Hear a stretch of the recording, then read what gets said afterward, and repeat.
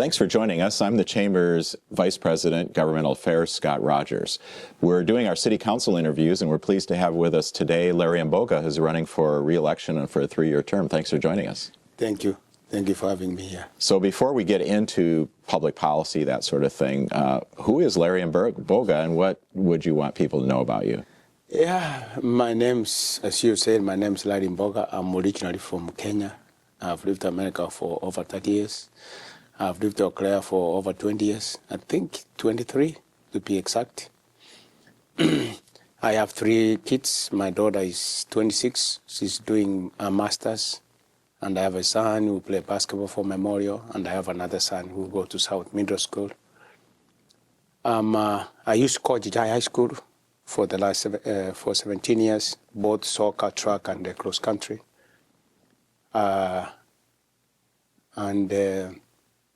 I'm a community activity. I'm involved in so many things in the community. I volunteer at the community table, feed my people. I volunteer there. Then I run a pickup soccer and basketball. So those are my favorite stuff I do to the community. So the pickup soccer, we have close to 1,500 people. We play here around, indoor, outdoor. Then I'm also one of the founding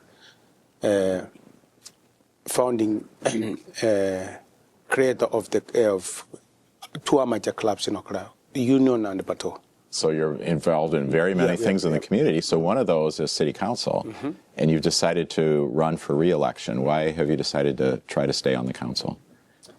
Because I feel like I can make a difference, and I feel like I can improve the city government policies. That's why. So speaking of that, if you're re-elected, you would serve another 3 years.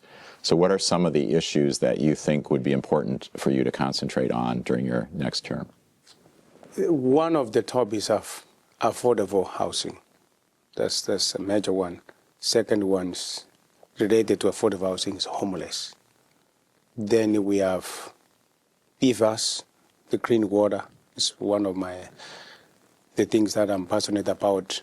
Also, parks and trails is I'm passionate about is public safety. I'm a big supporter of law enforcement. So those are my top ones that I feel like I can help.